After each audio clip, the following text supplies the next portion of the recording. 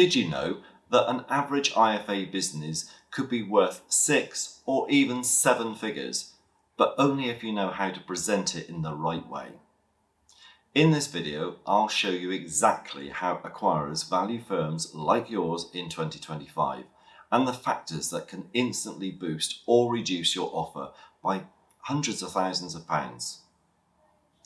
Hi, I'm Gary Venner, CEO of IFA Acquisitions and co-founder of our parent company Premier Jobs UK.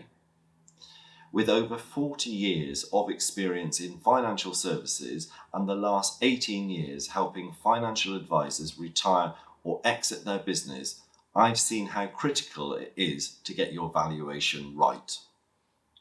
In today's video, I'll walk you through how your IFA business is valued in 2025, what buyers are really looking for, and how you can make sure you get the recognition for your years of work that you truly deserve. Why valuation matters. Before you decide on when to exit, you need to understand what your business is worth. It's not just a number, it's about planning your retirement, understanding your options, and setting your expectations. Whether you're selling in 6 months or 6 years, having clarity on your valuation and how it is calculated is step one. I've worked with hundreds of advisors over the years, and the ones who got the best outcomes weren't always the biggest firms. They were the ones who started planning early. The valuation methods in 2025. There are 3 key valuation methods that we continue to see in 2025. Number 1 is the multiple of recurring income. It's still the most commonly used approach for 1, 2, or 3 advisor firms.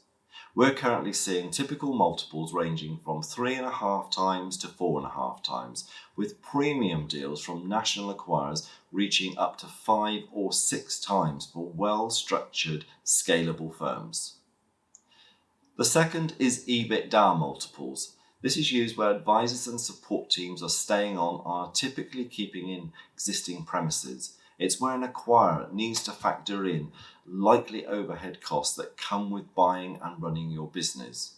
Multiples typically range from 5 to 8 times, but can go higher into double figures for firms typically managing over $500 million of funds under management.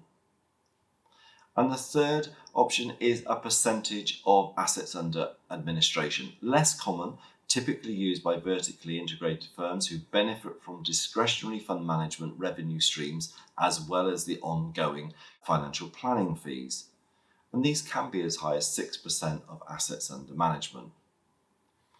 Each model has pros and cons, and part of my role is helping you find which model best reflects your business, your client ethics, and your culture and future plans. So let's look at the key factors that affect your value.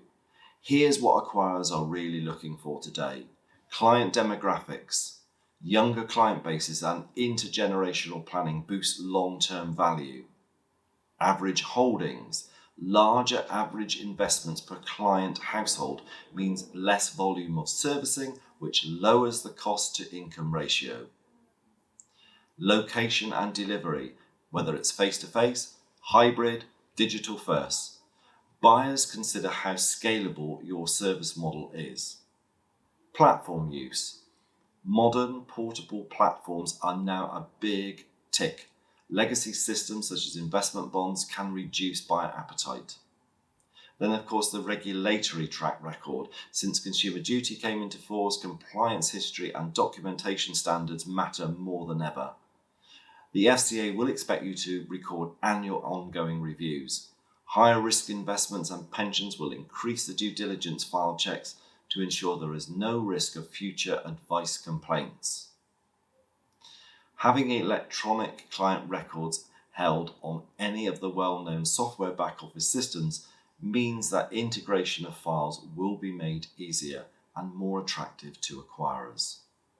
Your brand, a firm with chartered status, strong referral partners, good website, good social media coverage, or over 20 years in business will likely to command a premium. Let's look at share sale versus asset sale. There are 2 main structures when selling your business. The first is a share sale. This is favoured by many limited company sellers because of the additional layer of corporation tax at 25% that can be payable where the company sells the assets rather than the shares prior to winding up the company and subsequent dispersal of remaining assets to shareholders. Whereas the sale of shares should qualify for potential business asset disposal relief, which is currently 14% tax on qualifying gains per individual shareholder up to £1 million, and then of course any remaining consideration at capital gains tax, which is currently 24%. But remember, this comes with buyer scrutiny around the historic liability and advice records. An asset sale is preferred by many buyers because they leave the legacy risk behind. To balance out the higher tax burden for sellers, buyers often offer a slightly higher multiple. Do remember, though, that an asset sale of just selling the client bank still qualifies for business asset disposal relief if you're a sole trader, a partnership, or an LLP. So this potentially means you might benefit from a higher multiple of recurring income being offered by an acquirer, but still have the very attractive tax treatment on sale. So what are the new considerations in 2025? The M&A landscape has changed. Consumer duty is now a key due diligence point. Buyers are examining segmentation service models, advisor fee consistency, and documented client outcomes. Firms that rely heavily on legacy trail commission are seeing reduced valuations. Exposure to high-risk areas such as historic defined benefit pension transfers can reduce buyer appetite or alter a deal structure. For larger businesses where the adjusted profit known as EBITDA, which will be used to value your business, it is important to know that you can help position your business in the lead up to your sale, where there is no unnecessary costs, but at the same time making sure the business is suitably resourced so that more administrative tasks are undertaken by lower paid staff and giving advisors, who are the income earners, more time to be in front of clients and writing more business. And finally, acquirers are becoming more selective with rising employment costs through higher industry salaries, hiking employers' national insurance, an increase in corporation tax from 19% to 25%, and higher borrowing costs. The private equity-backed consolidators are looking to scale through cost savings and uplifts to achieve efficient, low-risk, high-retention client banks. So how IFA Acquisitions can help? At IFA Acquisitions, we've supported hundreds of advisors across the UK through successful exits, quietly, confidentially, and professionally. As someone who's worked on both sides of the table, placing advisors into businesses and now helping them exit, I understand what both sellers and buyers value. We'll help you get a clear valuation, understand your options, and help you find a buyer who shares your values and treats your clients right.